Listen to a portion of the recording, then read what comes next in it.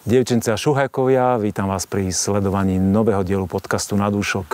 Tí, ktorí nás pozeráte, vidíte, že sneží. To znamená, že je zima a my sme sa aj v takomto počasí vybrali do Radošovských vinohradov, kde sme ešte nikdy neboli.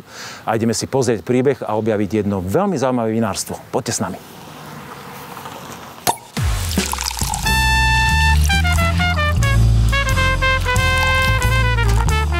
Na dúšok s Petkom.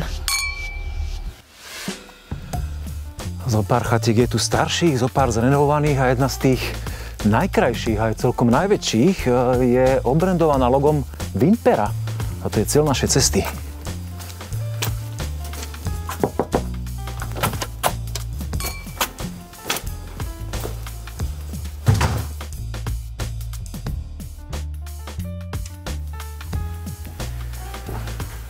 Ahoj. Čau, vítaj. Ahoj, Rastio. Čau, vítaj. Krásne ste sa zladili, dresy. Ako futbalové mužstvo alebo vinárske mužstvo ste nahodili. Aby si nás hneď spoznal. Ja som vás spoznal. No. Pár krokov to trvalo, kým sme sa dostali do tejto miestnosti, kde ste vraj kedysi vítali návštevy, ale my si tu tie priestory ešte samozrejme pozrieme aj ostatné. A ja by som vás veľmi rád poprosil, aby ste sa predstavili, ako ste sa vydali dokopy a prečo Radošovce a prečo tu, v Radošovských vinohradoch, vzniklo toto vinárstvo mladé. A mnohí hovoria, keď majú mladé vinárstvo, je dynamické. Ste aj vy takí? Určite áno. Tak ukážte tú dynamiku, poďte. Tak nalejeme si pre. Dobre. A čo nám ulívaš teda? Nám predstavne to víno? Je to mladé víno, je to muškát moravský. Tak je čas mladého vína, tak... Áno. Vonku trešti zima, tak určite nás osvieží tá energia toho mladého vínka, tak teda ako, dobre. Pýtal som sa veľa vecí naraz, ale teda šťastneme sa na to najprv. Rozprávajte, asi medzi tým ochutná a vínku sa vrátime. No dobre, ja skúsim, ak si hovoril, že kedysi sme tu vítali návštevy, tak pôvodne toto bola súkromná pivnica, ale neskôr, keď sme sa dali dohromady do vinárstva, Vimpera, toto všetko sú teraz už priestory vlastne vinárstva.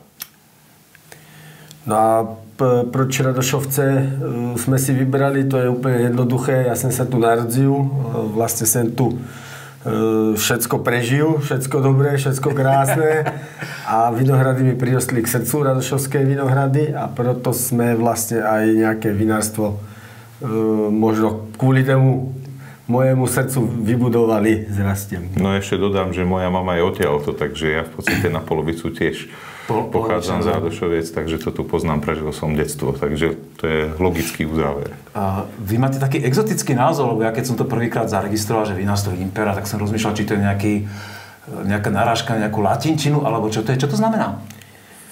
Víno Peter Rastio. Víno Peter Rastio, je to úplne jednoduché. Dobre ste to vymysleli. No, náhodne. Náhodne? A vy ste sa aj náhodne dali dokopy? Tak, personálne, ja som o tom, som to veľmi rád vás poprosil, aby ste ten príbeh povedali, lebo je veľmi zaujímavý. No vlastne, ja keď som robil ešte s Rastiu v jednej firme, on tam robí dodnes ešte, ale chodili sme spolu na koštúvky a keď on organizoval, ja som sa ich zúčastňoval a vtedy mňa napadlo, že už nechcú robiť u tej firmy. Jednoducho...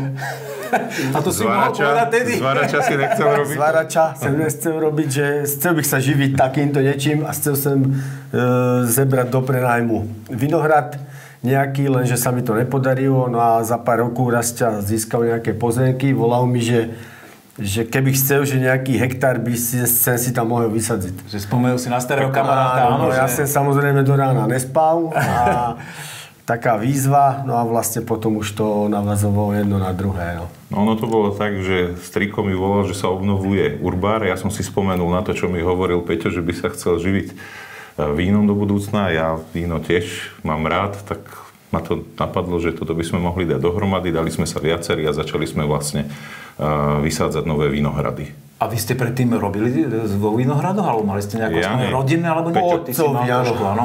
Ja mal si s tým skúsenosť. Vedel si, do čoho ideš. Áno. Nebolo to také bezhlavé rozhodnutie, že... Mne pomáhali, vlastne my sme vinárska rodzina, alebo teda celkovo Radošovce vinárska oblasť.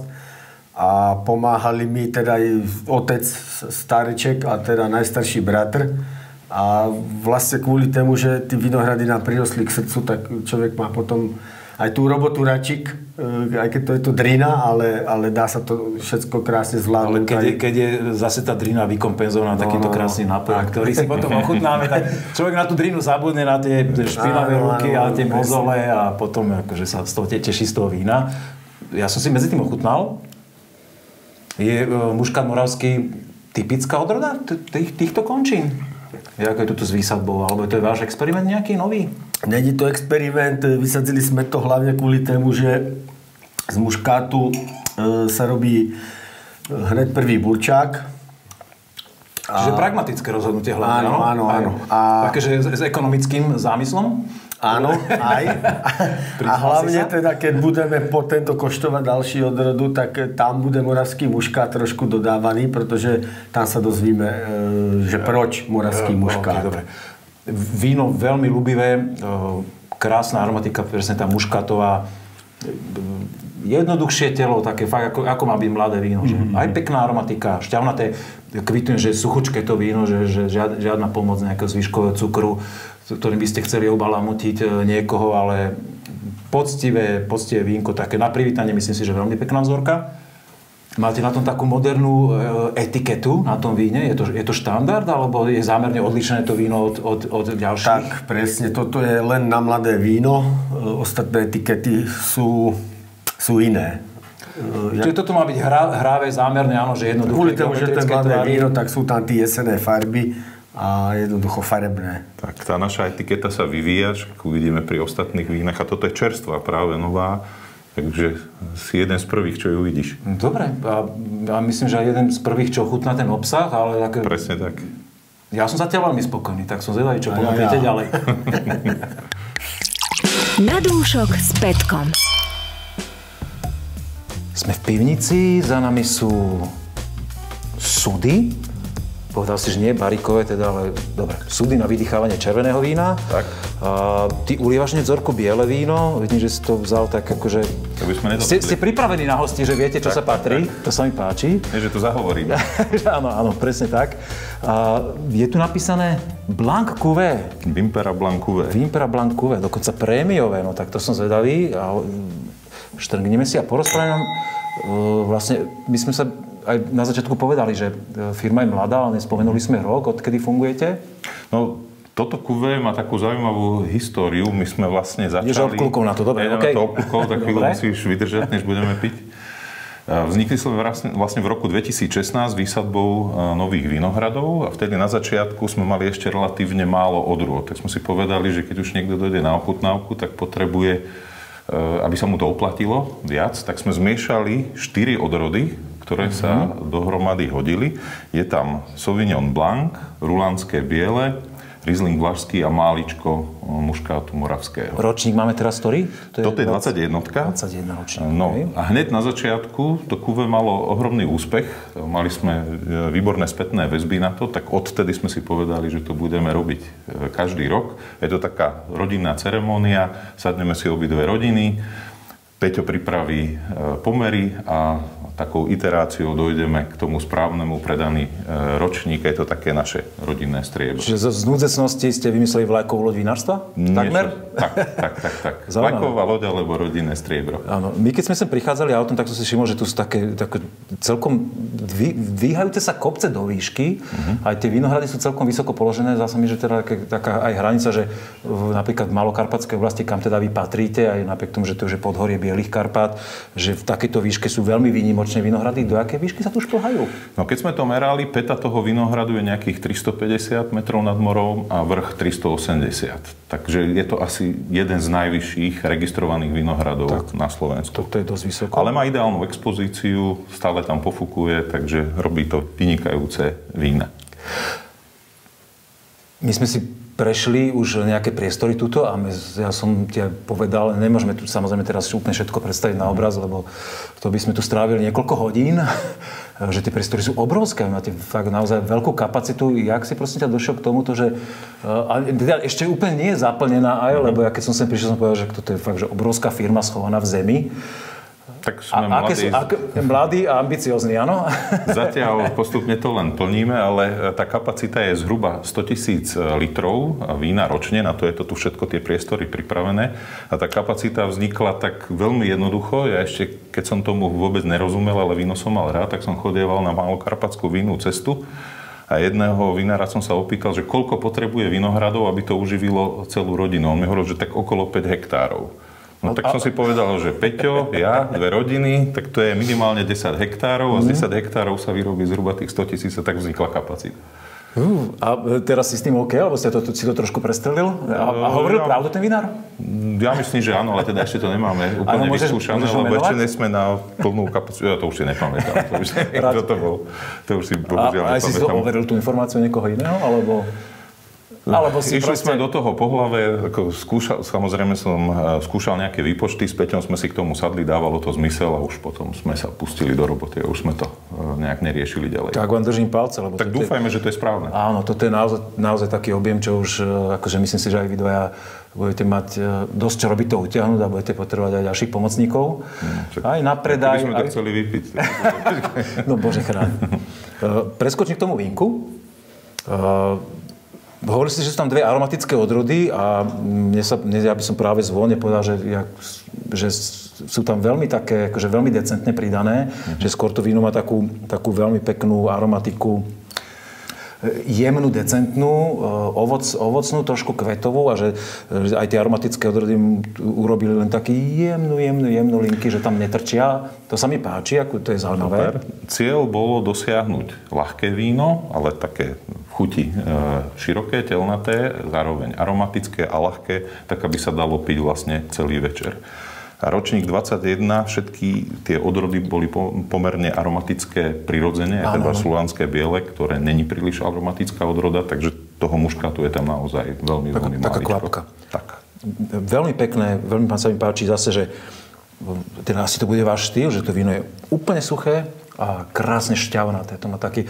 A presne ja mám veľmi rád tú kategóriu, ja úvodzovka nazývam piteľnosť, že presne keď si vieš predstaviť, že máš dosť veľa času večer, že si môžeš dať aj tú fľašu vína, nie samozrejme každý deň, že toto je presne to víno, ktoré človek dokáže si vychutnať. Vlastne, že ťa neunaví ani tá aromatika, tá šťavnatosť je tam taká, že máš chuť, že však dajme si ešte pohárik. Prečo? No, ak máš taký pocit z toho, tak presne to sme chceli dosiahnuť. Tak ani sme sa nedohodli a vidíš to, že tiež to takto vnímam.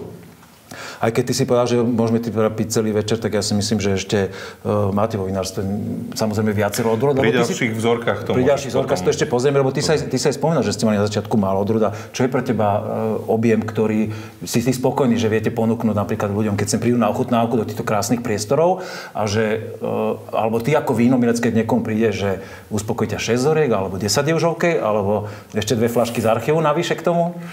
No, aký máš na toto názor? Tých 600 by bolo asi málo. Teraz máme v ponuke 22 vín, čo už je pomerne široká ponuka, ale zase to vzniklo... To je viacerých ročníkov, áno? Väčšinou z 21. Však môžeme si to tak potom pozrieť. Pribudnú aj. Ale zase vzniklo to tak, Peťo mi spomínal, v podstate ja som mal rovnaký zážitok, že boli sme na ochutnávke, ponúkli nám len zo pár vín, tak okolo 5 to bolo. Boli sme takí sklamaní, že kopu času, cesta a teraz 5 vín, čo si začneme. Tak sme si povedali s Peťom, že nám by sa to teda nemalo stať a preto postupne, ak sme vysadzali tie vinohrady, tak sme doplňali odrody, až teda sme skončili na tých zhruba 20 vzorkách z jedného ročníka, ale je pravda, že je tam aj viacero kuvé. A druhá vec, nie všetky sú vo veľkých množstvách, čiže niektoré, ako napríklad Chardonnay, máme len malé množstvo. Ale je to už množstvo, čo vám akože stačí a že ja predpokladám, že už to nechcete nejak zásadne rozširovať. Už nechceme rozširovať to portfólio. V podstate už chceme len doplniť množstvo, aby sme využili kapacitu toho vinárstva. A keď sem ľudia prídu na ochutnávku, koľko tých kúskov im dáte takto, teda z toho portfólia? No snažíme sa prejsť všetko, ale záleží, jak sú vzdatní a ako sa dohodneme. 20 vín ochutnať u vinára je už teda Habakuk? Tak ponúkame, štandardne je to okolo tých 10 a podľa toho, ako ide tá ochutnávka, tak pridávame. Alebo uberáme. Aj to sa vám stalo? To sa nám ešte nestalo. Dobre. Ďakujem veľmi pekne. Viem, že Peťo sa ešte hotoval nám ukázať nejaké dve vína a sa tak aj v tej debate tak, že technologicky vyblázne. A ty si sám povedal, že ty si skôr za to takého šéfa toho projektu a že na to víno je Peter ten pravý, ktorý je s ním denodenne v styku a ktorý sa s ním mazná, aby potom takto pekne vyzeralo, tak navrhujem, že teda ešte ideme si ho vyspovedať. Na dúšok s Petkom. Peťo, čím sa ty viac cítiš byť? Vinohradníkom alebo technológom v pivnici? V pivnici tým technológem. A vo vinohrade vinohradníkom. Šalamúnska odpoveď. Áno. Takže teraz viac technológom, keď sme v pivnici a keď sme v tej archívnej časti. Vybrali sme si túto scénu, lebo sa mi páči, že tu máte na modernú urobený archív. Aj tých vín tu nie až tak veľa, ale tým, že ste mladé vinárstvo, tak pozerám, že viac toho asi stihnete predať a vypiť, ako odložiť do archívu. Stačíme to zatať piť. Ale zase niektoré kúsky sú tu už takou, ja som si dovolil tu vytiahnuť, 19 ročník a už to má takú, ako vidieť, že tam napadal nejaký prach, že to vínko je tu uložené. To je vlastne z panenskej úrody, keď nám prvýkrát zarodil ten vinohrad, co sme vysádzali my. Máš nejaký štandard, alebo dohodu, že koľko si vína uložíte do archívu? Ne, nemáme, ale určite archívy budeme robiť. Máme aj uložené v 50-litrových demižónoch. A vlastne to je z toho ročníku 2019, kedy byla panenská úroda, tak sme nejaké 4 demižónky odložili, aby sme... A budeš potom porovnávať, ako to vyvíja v demižóne a vo fľaši. Tak, lebo určite najlepší archív robiť je v 50-litrových demižónoch sklenených. Fakt? Určite. To si prvý človek, čo toto hovorí. Väčšina vinárov si, keď už fľašuje víno, tak to jak víš, že odkladá vo fľašiach víno. No. Skôr, že dáva väčšie objemy, teda Magnum alebo aj Double Magnum a potom sa s tým hrá, ale že by v demižónoch si tak... 50-litrových demižónoch. Pil som o rok starší víno, jak sú ja, a bylo fantastické, a bylo to z 50-litrového demižóna. A to bolo stále veľmi mladé, takže pohodne. Ty nám teraz ulial Devínek. A 2021 to je ročník? Áno, 21. To je to víno, čo je v Národnom salóne vín v aktuálnej kolekcii. Áno, to je ono. To už som si aj ochutnal. Na zdravie. Na zdravíčko. Povedz nám ňom niečo. Prečo Devín? Devín je to vlastne taká moja druhá srdcovka po Rulandze Bívej, na ktorej som sa... Hovoríme o Pinot Blanc Rulandza Bíva. A do Devínu mňa trošku najstarší bratr, on je o 12 rokov starší, takže o nieco skôr viedze o víne jak ja a vlastne on povedal, že skúsme, my sme 4 bratri, vinohradníci a vlastne on mňa navedel na to, že skúsme nové slovenské odrody. Tak preto som aj tebe vybral. No a Devíne sme sa naučili vyrábiať, robiť s ním, alebo vyrábiať s ním krásne vínka, jak je toto, že sa dostane, až tam, kde sa dostalo. Tak nám to trošku trvalo, než sme došli, že fakt to musí byť dobre dozreté, hrozno a vtedy sú takéto krásne vínečka, že teda lipový med, ty kviety, rúží a tak je to tam cítiť. Plus ešte další bonuse, tým, že to bylo prezreté, tak ten ananas tam je cítiť a další ty veci. A proto to ohúrí tých ľudí, ne len teda tady, ale aj... Je to výrazne odlišné od prvých dvoch vín, ktoré sme pili toto, lebo má takú oveľa väčšiu expresivitu aj v aromatike, aj v chuti to víno. Je tam aj trošku asi vyšší zvyškový cukor? Je to trošku také zagulatenejšie? Je to polosuché, je to aj vlastne... alkoholické je to asi mohutnejšie, toto víno, ako áno, to má vysokú cukernatosť pri zbieri, takže... Že bol to zámer, že chcete to urobiť na tento štýl a vlastne, aby ten devín... Lebo tých devínov som teda už niekoľko si ja ochutnal, dosť veľa, desiatky vzoriek. A naozaj, toto mu svedčí, tieto šaty, že aj tá plnosť, aj ten jemný zvyškový cukor, stále si v kategórii suché. Je ešte? Či... Toto už je polosuché. Už je polosuché. Ani by som nepovedal. Ale tak, je tesne nad hranicu polosuché. Má krásnu šťavna, to za presne všetky tie aromatické nimi, ktoré si spomenul, sú tam.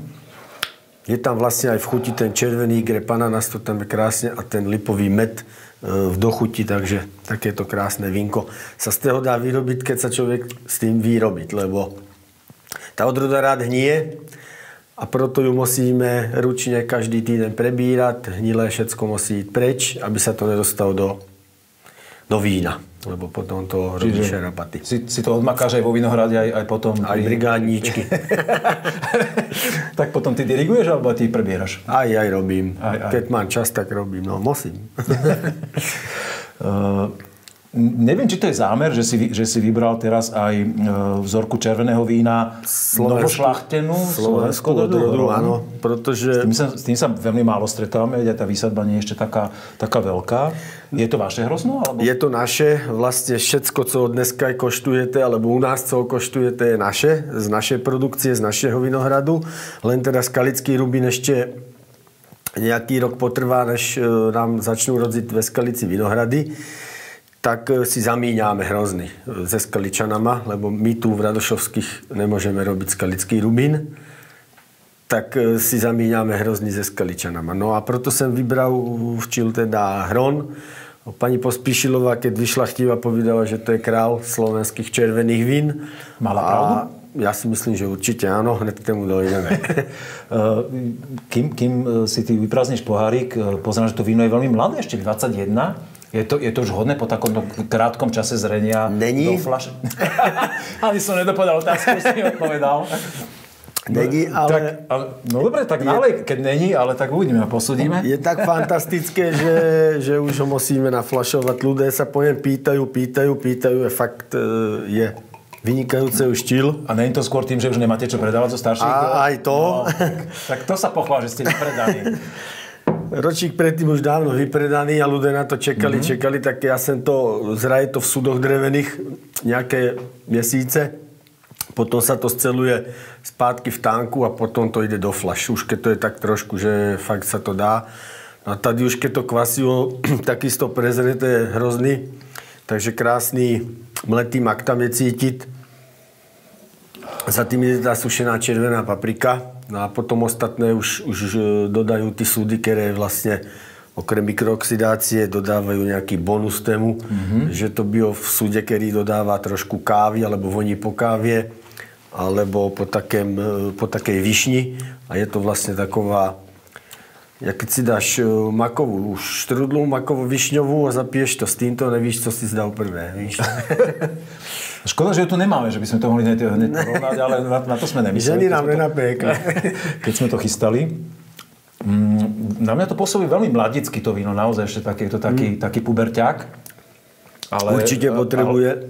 Trošku možno ešte uležal v fľaši, ale veľmi ma príjemne prekvapuje jeho mäkkosť toho vína. Že už teraz je hladučké, má takú mäkkosť proste. Ona, pani Pospíšilová povedala, že to víno piť až 4. rokem, že skôr sa ho nemáme chyciť, ale mne sa to ešte nepodarilo a mám ho od roku 90. Ale tak nepriznaj to, prosím ťa. Nebudeš volať, že my ho ešte máme odložené. To sa nedá ho nepiť. Už aj ženy, keď ho koštujú, tak vždycky povedza, dones mi vždycky hron. Takže je to víno, ktoré sa dá piť už aj jak mladé. Súhlasím, dá sa piť a má veľmi peknú takú dochuť, ktorá je že veľmi intenzívna a veľmi, veľmi dlhá. Napriek tomu, že je to víno mladé, tak už je také akože skoro je tam plnosť, je tam toho všetkého veľa. Ja neviem, či som vôbec pil niekedy takýto mladý hron, okrem toho, keď sme niekde okoštovali zo sudov. A to sme si, ak si aj ty hovoríš, že malo by to počkať, ale tak nepočkalo. Jednoducho, keď je také dobré, tak keď je žiaza, tak čo už? Ja mám pre teba ešte jeden návrh, že čo by si povedal na to, keby sme si išli teraz prekoštovať nejaké vzorečky naslepo.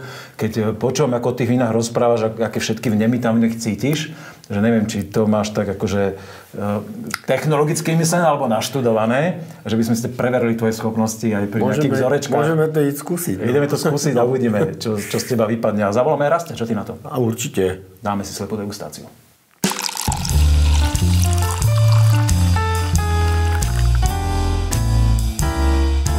Slepá degustácia.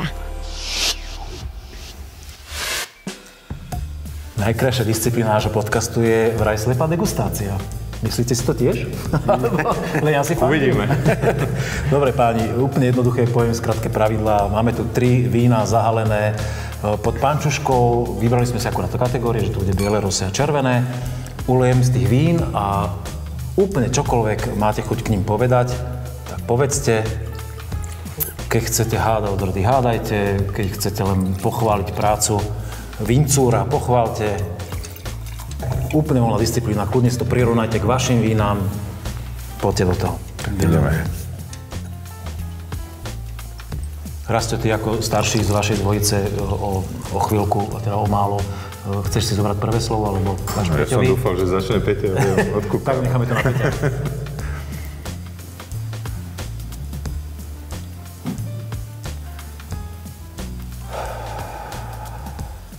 Ja bych to typoval tak rok starý, veľký zelený. Hneď na šupu si takto dal, no? Si myslím. Tiež by som typoval, že minimálne rok staré, veľmi také pekné, telnaté, v chuti sa mi veľmi páči. Zbytkový cukrík, ale zároveň svieži. Vôňa sa otvára postupne. Ale zbytkový cukrík na úrovni suchého vína, také, zdá sa vám to, že až polo? Áno. Mne sa to zdá také polosuché. Polosuché určite. Možno aj... A ono to aj má nižší kyselinku. Ale pekné, ovocné, šťavnaté víno. Je. Ja by som napríklad išiel do iného odrody, ale páči sa mi to víno, akože je vo forme. Je to víno, čo si viete predstaviť, že by ste ho celý večer popíjali, alebo či radšej sušie trošku, či je to pohode, áno? Toto si viem predstaviť. Tak tie kyselinky to pekne vyvažujú, takže pre mňa super.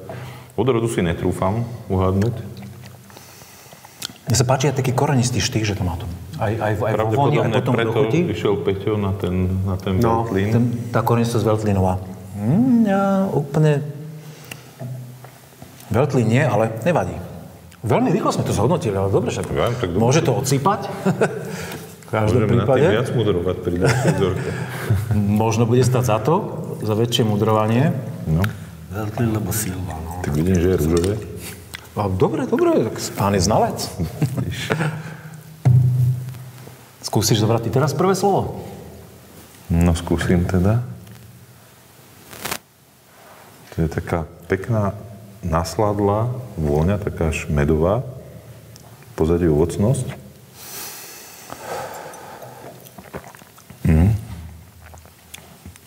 Tuto je vysoký zbytkový cukor, takže to bude niekde polosladké.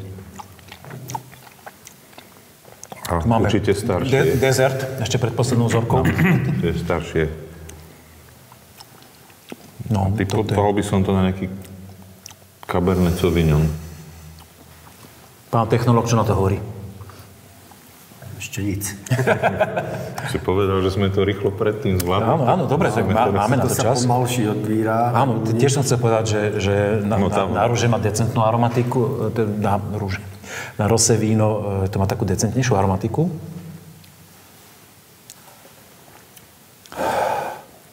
Preto cítime taký smotanový štých, troška také maliny, viac jak jahody. Chuti pekné, ovocné. Ten cukrík k tomu dáva takú... Išiel do Rulandy modrej tady. Ja by som tiež, že Cabernet Sauvignon mám spojený skôr takými jahodami a jahodami zo smotanou. Toto má taký iný ovocný prejav. Možno aj nejaký novošľachtenec. Asi typické pro rosé, výrobu rosé. Ale v každom prípade zaujímavé víno. Má to aj taký jemne, taký... Horčinka je asi moc silné slovo, ale taký dojazd, taký zaujímavý, zvláštny na rose, netypický. No s rosnými vínami sa skôr spája suché, svieže, mladé. Toto je iný... U vás, ale toto je iný štýl, ale veľmi zaujímavý. Ktorí robí aj na tento štýl. Ale pekné to je víno. Že vysoký zvýškový cukor. No. Polosladké. Som zvedavý, čo to bude. Načiahnem na to červené víno, páni. Kľudne, keď ešte sa vám zdá, že potrebujete tá vzorka nejak nadýchnuť, alebo nejakým iným spôsobom sa k nej chcete vrátiť, tak môžete, ale nie je to úplne povinné. Červené víno. Dáme si po víne. Nie je to povinné, dáme si po víne. Dobre hovoríš. Nech sa páči. Už na to tých cítim, že je trošku chladnejšie, ako sme vo vinárstve a aj v zimnom období, takže nie je to úplne teplo, ale nejaké vzorky sme asi nachutnali, vieme si to tak posúdiť. primyslieť. Toto má krásnu, intenzívnu vôňu. Toto je aroma, že? Toto starší. Že to si človek dýchne a povie, že toto je víno. Toto bylo v súde. Je staršie, ale stále veľmi, veľmi pekné, plné. Taký vanilkový trošku, že? Čiže asi skôr americké drevo, taký prejav.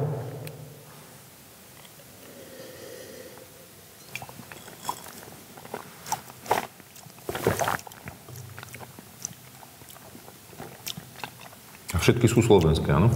Áno, áno. Tak dúfam, že si chlapci z produkcie nachystali nejaký chytáčik na nás, ale zatiaľ sa venujeme veľmi intenzívne len slovenským vínam. Lebo toto je pekné, vyzreté víno. Vinár sa neponáhľal.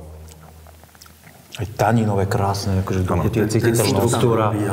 Súd je ešte výrazný, ale má to veľmi peknú šťavu na to víno a je skôr stredné telo, také jemnejšie. Áno, jemné, pekné. Ale rozmýšľam, že to môže byť za odrodu.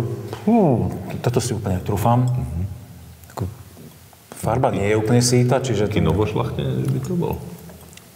Na novošľachtenec to má podľa mňa nízku farbu, že? Nízku farbu. Frankovečka. Dal bych frankovku možno. Ono to je dosť skované za tým súdem, aj tá odrodovosť, ale určite kvalitný súd, dobré víno, plné, hladké, pohľadí. A ešte stále podľa mňa vo forme, že ešte keď si poleží, že ešte kľudne 2, 3, 4, 5 rokov aj viac, má čo povedať. To je podľa mňa to, čo sme sa bavili dole v pivnici, že my nestíhame nechávať zrieť tie červené, že rýchlo to vypijeme, toto je presne naopak. Ten opak. No? Tuto mali trpezlivosť a počkali s tým vínom a výsledok je veľmi dobrý. Toto si viem predstaviť. Sedze tu ňo. Tak hovoríš Frankovečka? Sedzíš u ňoho teraz? No. Ja do odrody nejdem, páni. Myslíte, že je už čas, že by sme si to mohli odhaliť? Ste zvedaví? No ja ešte počkať, ja skúsim ešte. Dobre. Ešte to zase skúsim. No Peťo neobvykle dlho nad tým rozmýšľať. No tak bežia kamery a nahrávacie záznamy a nechce sa tu pred možno radošovskými kamarátmi sprofanovať, ako technológ, že povie nejakú hlúposť. No. Ale zatiaľ myslím si, že si veľmi vecí hovoril.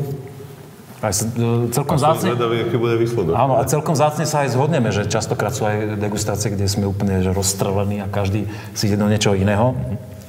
Tu mne sa napríklad pri tom prvom víne teraz to tak aromaticky, je to také kvetovejšie ešte a výraznejšia aromatika sa to otvorilo, to víno. Mení sa to. Určite áno, hned prvý dojem. No, dobre, ja som dal na prvý dojem. Dobre, no tak pri súťaži, keď hodnotíš vína, tak nemáš. Tam nemáš čas, tam jedeš. Keď máš takýto flightik už troch, síce rozdielne, tak sa to dáš, tak akože máš na to pár minút. Je ten čas, že môžeme odhaliť? Môžeme. Tak páni, prvá vzorka je... Pán Čuška, poď dole. Furmint. Ostrožový Special Collection 2021.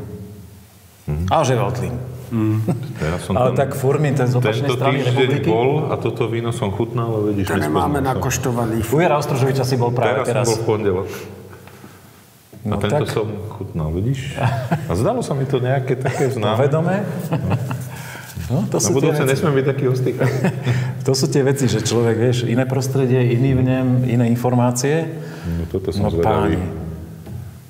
Tak predsa Cabernet Rosé Sweetie 2021 Anima by Kenchi, takže to bude Cabernet Sauvignon. No vidíš, Peťa. Polosladké. Klobúk dolu. Ja som povedal, že Cabernet nie, tentokrát som bol mimo. Červené víno sme nalievali z karafy a kontrolná fľaška je... No. Páni. Lemberg 2020 od Brigantovcov. Ale úprimne teraz, počkajte, čítam si, či je to kuve, alebo je to názov nejaké odrody, lebo s týmto názvom som sa nikdy nestretol. Nepoznáš ako technológ. Nepoznám. Tak to budeme musieť potom dovysvetliť niekde inde. Skalický Lampard je, ale to je... Tiež mi to pripomenulo, ten kolón Frankovky. Že by? Nejaký kolón Frankovky? No to sa volá inak. Na prvú šupu, keď som to videl, to ma napadlo, ale Budeme si to musieť overiť Co to je? No. Dodatočne. V každom prípade veľmi pekné víno, zaujímavé. A páni, a 20 ročník, aké to víno, mäkké, pekné. No. Vidíš, to ma vlastne zaujalo, že to je 20. Že taký neúplne to by som nepovedal, že je to také mladé. Pôsobí to také vyzretejšie, však to víno. Určite. Super. Dobre byli všetky tri. Veľmi zaujímavá degustácia, ďakujem páni. Ja som sa ešte nespýtal jednu veľmi dôležitú vec, že my sme už na úvode tu aj ukázali, že sme v Radošovských Vinohradoch a tu je veľa tých vašich búdy, to máte, áno? Búdy, áno. Tie stavby, teda vy máte megabúdu, to je pravda. Tu trošku tak trčíte tou veľkosťou. Máme vinárstvo, ale tak snažili sme sa, aby to zapadlo do toho koloritu. Veľkosť zostala taká dvojbudová až trojbudová. Vy tu robívate nejaké akcie, takéto spoločné? Ve Vinohradoch, alebo tady ve vinárstve? No tak vo vinárstve samozrejme, že áno, ale či sa vlastne spolučujete s ľuďmi, čo tu majú okolo tej búdy, pestujú vinohrady, áno, však určite my, vlastne ja sú aj u zahradkáru, takže my sa stretávame dosť často, koštujeme si vína, tí malí vinári, teda aj ja chodím s nima. A vlastne vyvrcholení vždycky býva na deň otevritých búd, cez leto, vždycky to je 2. júnová sobota, že teda dojdú sem ľudia na otevřité budy a koštujú vína, nakupujú si tu. No a potom teda druhá taková veľká akcia, a tá už má niekoľko stáročá tradíciu, to je Hody svätého Urbana. Hovoríš stáročia tradíciu? Áno. Od 1555, keď je prvá písomná zmienka o Radošovských Vinohradoch, že sa tu vyrábilo víno. OK, berem, stáročia. No, takže, no, ne odtedy chodili, ale potom postavili drevenú kaplnku. Ja som myslel, že dedo tvojho deda a jeho dedo spomínali, že chodili už na akcie. Ale písomná zmienka je písomná zmienka v každom prípade určite. A vlastne odtedy sa tu oslavujú tie hody každoročne a hlavne teda po druhej svetovej vojne, keď títo vinohrady ochránili ľudí pri prechode frontu. Že sem ušli z dediny. Áno, a skovali sa tu pred tým, co by ich tam dole čekalo. Nic pekné. Nic pekné, a tu ich čakalo pekné vínka v sklepech. No. Tak super. Rastio, aké máte ešte plány také krátkodobé do budúcna? Ja som počul niečo, že o nejakom ubytovaní, že chcete dotiahnuť turistov až takto, že tu môžu zložiť hlavu? Áno, veľakrát to ľudia pýtajú, keď im nevíde krok, sú tu na ochutnávke, tak pýtajú si ubytovanie, ale to, čo musíme vyriešiť, je ochutnávková miestnosť, takže chceme to urobiť 2 v 1 a máme pripravený projekt, ktorý voláme Dedinka Vimpera, kde by bola nová ochutnávková miestnosť a nad tým niekoľko domčekov, tak by to rešpektovalo architektúru týchto vinohradov a tam by sa dalo vyspať. Toto je náš najbližší plán. Držím vám palce, máte veľmi pekne našľapnuté, vína sú veľmi zaujímavé, chutili. Takisto, jak nám chutili vína týchto vinárov, ktorí sme už mali v podcaste, ktorí sa objavili a ktorí sme si teraz predegustovali. Veríme, že sa to páčilo aj našim poslucháčom a našim divákom. A dajte si odber na YouTube kanál, budete o všetkom vždy včas informovaní a stretneme sa pri ďalšom pokračovaní nášho podcastu. Pekný deň, večer alebo čokoľvek máte. Ahoj.